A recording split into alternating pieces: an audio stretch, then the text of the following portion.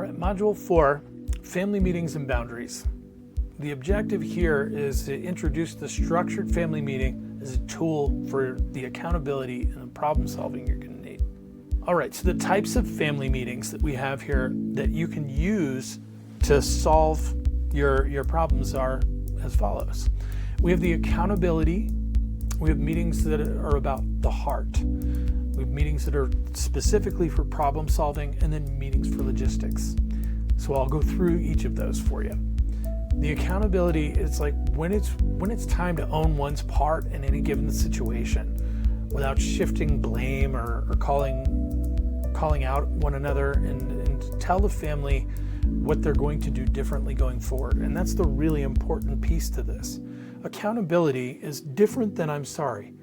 It's way different than people who say sorry, sorry, sorry.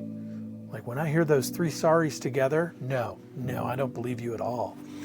And what we want to be doing is teaching our kids to be able to say, here's what I contributed to X. And in doing so, here's what the result was. And what we're inviting them to do then is to take ownership. Habits to be one of the values. We're also inviting them to take a look at how they affect other people, which is such an important skill as they get older and go out into the world. And then being able to name what they're going to do differently in the future, so that now we have something measurable that we can ask them to come back to. This may actually end up being what the next expectation on their SLIMmed agreement will be, because every kid tends to try out dishonesty from time to time. And when they do that, they can get into a bad habit of being dishonest about things they ought not to even be dishonest about. If we're holding that accountability and inviting them to hold themselves accountable, then we're actually teaching them great gifts for the future. When the other kiddos, and even you in these accountability groups, see that accountability is being reached, it helps everyone to feel a little bit more safe and secure in the familial relationship. All right, so the next group is the heart group.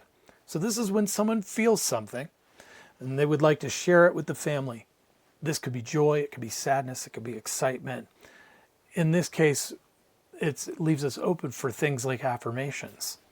See, there can be just about anything that falls under the category of the heart meeting. I've said that before. So when we do the heart meetings, those can be really short and sweet, as a matter of fact.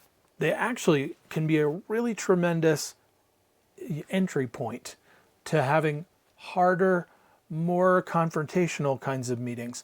And I don't mean the kind of confrontation that you're accustomed, but one where we're actually confronting something that's important and that everyone's able to talk about. We start with the heart. So when we do that, we might sit down and just get everybody to the table. And you might say, here's what I love about each of you individually. Does anybody else want to do that too? They might say yes, and everybody does a share, and that's the whole group. Or it could be, I don't want to do that. Okay, well, I wanted to share that with you. Everybody can go.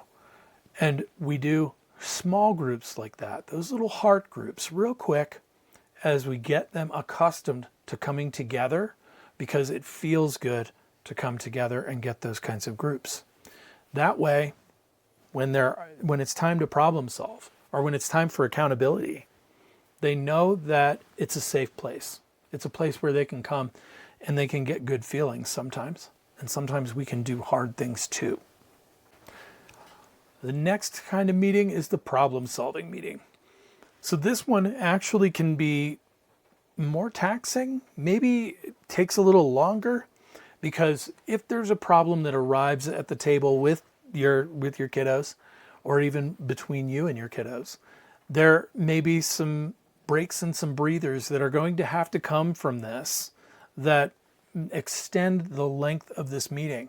And what I want to try to invite you towards is being uncomfortable with these meetings, knowing that it's going to be uncomfortable and that you may have to actually put in the reps, if you will, of taking these breaks and breathers to the point where something that could maybe be solved in a few minutes takes a few hours.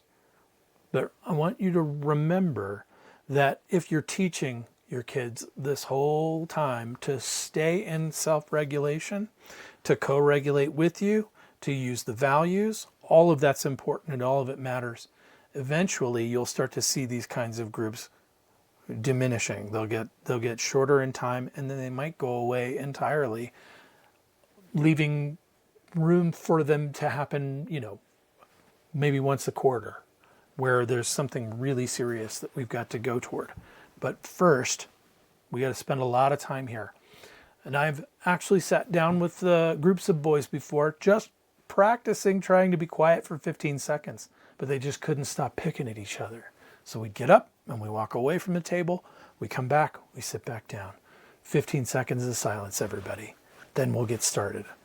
And putting in those reps is how we can transform those groups from being the most chaotic group of people, and this was 14 people, then turning it around to being the most successful group, highest functioning and well-communicating oiled machine.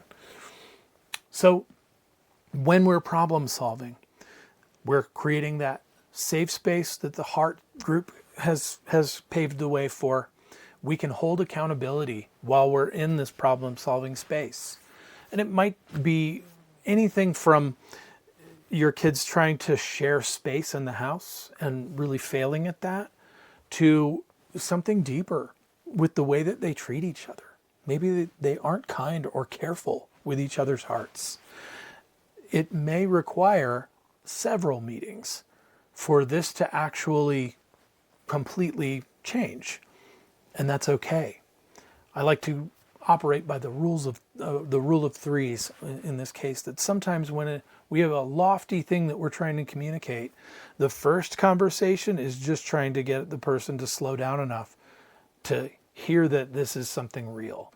And then having the second conversation kind of gets them questioning, oh, this isn't going to go away.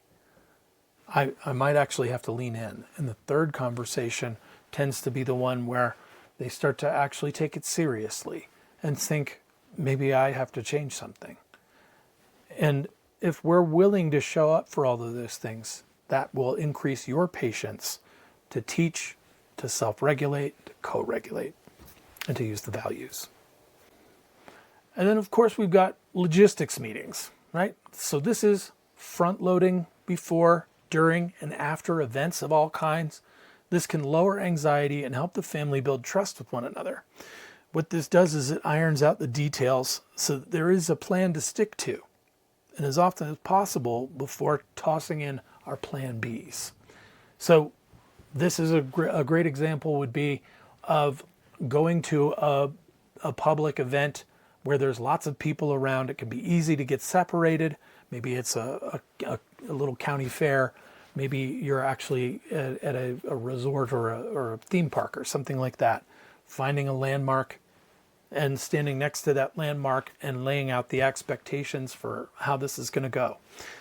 It could also be what we're going to do to plan out our afternoon. We're going to your brother's soccer game, and then after that, we're going to go do this, that, and the other thing. Being able to have standing groups that are pretty quick and just getting everybody to reflect back what the plans are, and then asking everyone what kind of tools they need to execute this plan. Those logistics meetings also are building in trust and reducing anxiety, just like the accountability, heart, and problem solving can as well. So if you want to mix it up a little bit, heart and logistics, starting there can be really great entry points to getting to the accountability and the problem solving that will transform your family. And can all of these categories of meetings fall into the same meeting? You bet. When you're really starting to perform, that's when the groups can actually take on many different types of groups, and you'll feel really accomplished when you walk away.